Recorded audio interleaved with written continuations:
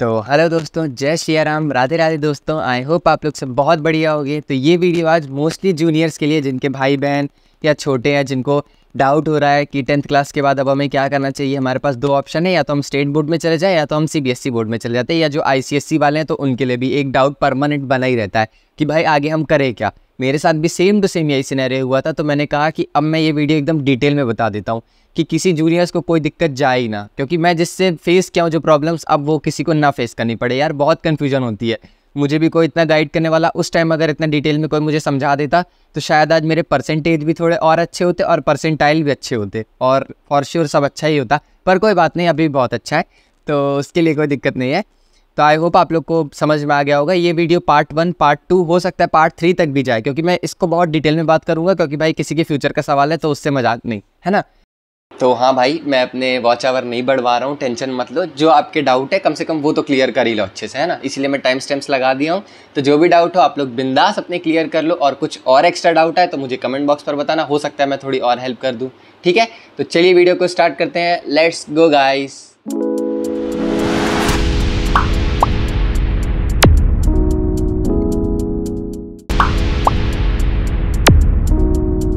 तो चलिए friends, video start करते हैं। तो सबसे पहले तो मैं अपने बारे में थोड़ा सा बता देता हूँ कि मैंने सीबीएसई वर्सेस स्टेट बोर्ड का किया ही क्यों है कंपैरिजन। तो मेन रीज़न ये है कि मैंने क्लास नर्सरी क्लास से लेकर के क्लास 11 तक मैंने सीबीएसई से ही पढ़ा है, और स्टेट बोर्ड क्लास 12 से मैंने किया। तो मेरे से क्या मिस्टेक हो गई, मुझे कब करना चाहिए था, राइट टाइम क्या है। आप लोग के भाई बहन भी छोटे होंगे या जो इस वीडियो को देख रहे हैं कि राइट टाइम क्या है सीबीएसई से स्टेट बोर्ड शिफ्ट होने का, या स्टेट बोर्ड से सीबीएसई पे जाना चाहिए, राइट टाइम क्या है, उस बारे में अपन बहुत अच्छे से डिटेल में बात करेंगे। क्या मैंने गलती की वो भी मैं बताऊंगा कि यार थोड़ा और जल्दी कर लेता या थोड़ा और लेट करता तो और अच्छा होता, तो उस बारे में भी अपन चर्चा करेंगे। तो आई होप आप लोग को ये चीज़ तो क्लियर हो गई होगी कि मैं बहुत डिटेल में, और इस बारे में मुझे नॉलेज तो प्रॉपर है, तो मैं आप लोग को प्रॉपर गाइडेंस दे पाऊँगा। तो आप लोग अपने नीड के हिसाब से करना कि क्या नीड है, आपकी स्टेट बोर्ड की नीड है कि आपकी सीबीएसई बोर्ड की नीड है। दोनों में कोई कंपैरिजन तो हालांकि नहीं बनता है, पर आपकी नीड के हिसाब से अगर मैं देखूँ तब ज़रूर बहुत अच्छा ग्रेट कंपैरिजन बनेगा between CBSE and MP board. तो मैं क्लास भी बात करूंगा, जैसे आपके छोटे भाई बहन होंगे तो उनको भी पता चल जाएगा कि कौन सी क्लास से सीबीएसई में रहना चाहिए, कौन सी क्लास से स्टेट बोर्ड में आ जाना चाहिए। तो क्या रहता है वो मैं करंट सिनेरियो उस टाइम बता दूंगा। ठीक है, तो हम आज क्या क्या बात करने वाले हैं। पार्ट 1 के क्वेश्चन ये है सारे, एक बार एक एक करके हम लोग पूरी बातें करेंगे। देन पार्ट 2 के क्वेश्चंस ये हैं, और लास्ट में मेरा ऑनेस्ट ओपिनियन एंड कंक्लूजन तो रहेगा ही रहेगा। तो आपके छोटे भाई बहन हो तो उनसे भी ज़रूर शेयर करिएगा। तो चलिए वीडियो स्टार्ट करते हैं। तो कोर्स ड्यूरेशन, तो देखो कोर्स ड्यूरेशन जनरली सब नर्सरी से लेकर की क्लास 12 ही करते हैं, तो इसमें तो दोनों सेम है, बिल्कुल एग्जैक्ट सेम है। उसमें तो कोई डिफरेंस है ही नहीं, दोनों में बिल्कुल 1% का भी कोई डिफरेंस है ही नहीं। तो इन दोनों को सेम टिक जाता है कि उसमें तो कोई डिफरेंस है ही नहीं, दोनों में एकदम एग्जैक्ट सेम है। ठीक है, आप जाते हैं फुल फॉर्म जानते हैं। फुल फॉर्म, तो फुल फॉर्म सीबीएसई का होता है central board of secondary education, और स्टेट बोर्ड का डिफरेंट रहता है। क्यों? क्योंकि डिफरेंट स्टेट के डिफरेंट स्टेट बोर्ड्स रहते हैं। जैसे एमपी का एमपी बोर्ड, सीजी का छत्तीसगढ़ बोर्ड, और आपका यूपी का यूपी बोर्ड, बिहार का बिहार बोर्ड फॉर एग्जांपल। बाकी तो एक्सेट्रा जितने हैं सबके लिए अलग अलग स्टेट के लिए अलग अलग डिवाइडेड है। ठीक है, कैरिकुलम एंड सिलेबस, यहाँ से थोड़ा सा कंपैरिजन स्टार्ट होता है।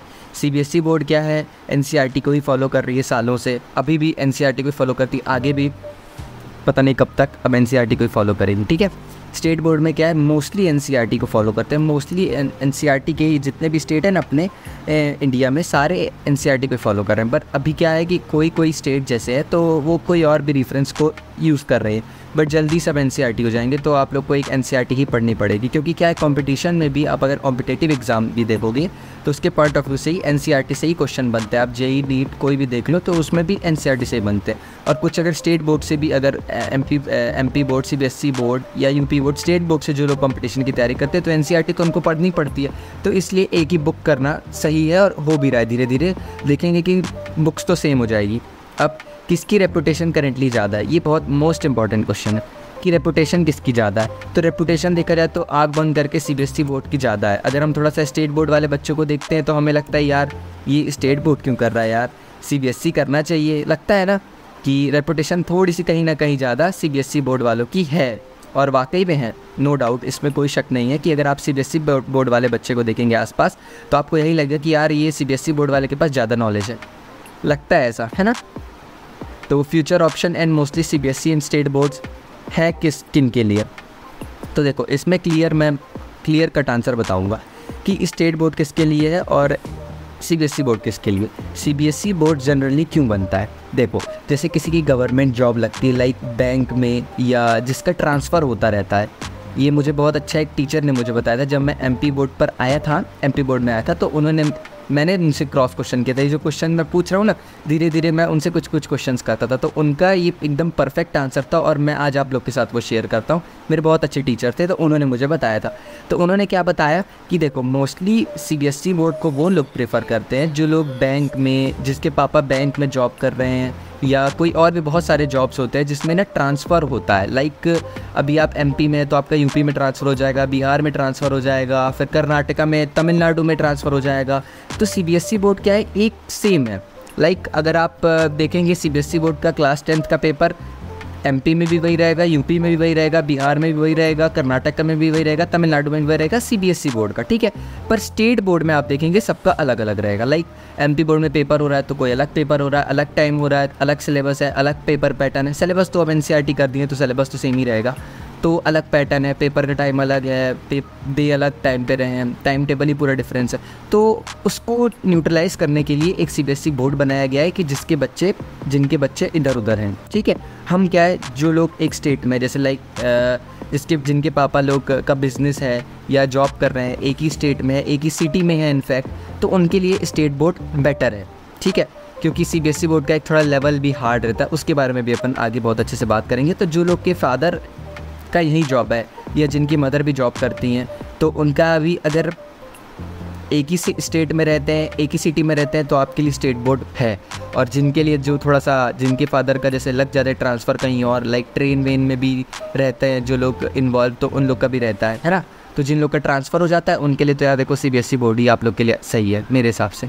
स्टेट बोर्ड में फिर आप लोग के लिए थोड़ा सा प्रॉब्लम हो जाएगा। फ़ीस डिफरेंस तो देखो थोड़ा सा ना, ये क्या बोलते हैं, आपका सीबीएसई बोर्ड हल्का सा कॉस्टली पड़ जाता है, तो मैं इसमें तो लिख दूंगा कॉस्टली है, क्योंकि वाकई में ये थोड़ा सा कॉस्टली पड़ता ही पड़ता है। एज़ कंपेरिजन टू ये तो कम कॉस्टली रहता है। कॉस्टली तो देखो आजकल सभी है, धीरे धीरे देखते जाना ये भी वैसे ही हो जाएगा, है ना। तो मेरे अकॉर्डिंग सीबीएसई थोड़ा सा कॉस्टली ज़्यादा रहता है, स्टेट बोर्ड से थोड़ा कम रहता है ना। जैसे हमारे एमपी बोर्ड है, मैं तो एमपी बोर्ड से ही पढ़ा हूँ, तो मैं उसके बारे में बताऊंगा।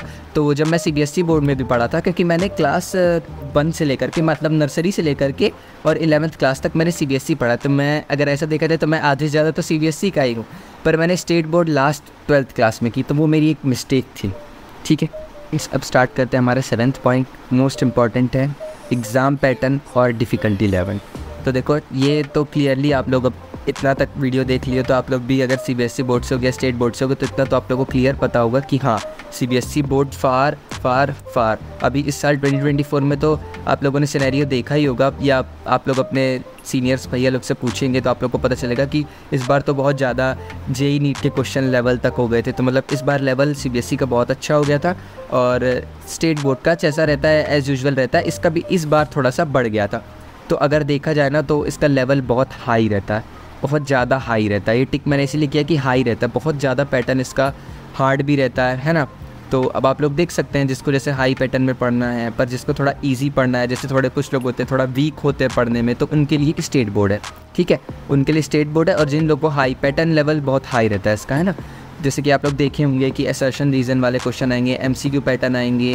फिर अभी क्लास 10th में जब हम लोग पढ़ते थे तब तो क्या हो गया था कि एमसीक्यू 50%, 40% एमसीक्यू वेटेज और 60% थ्योरी वाला वेटेज। तब हमारे टाइम पर ये भी हुआ था जब कोरोना वायरस था उस टाइम पर, है ना।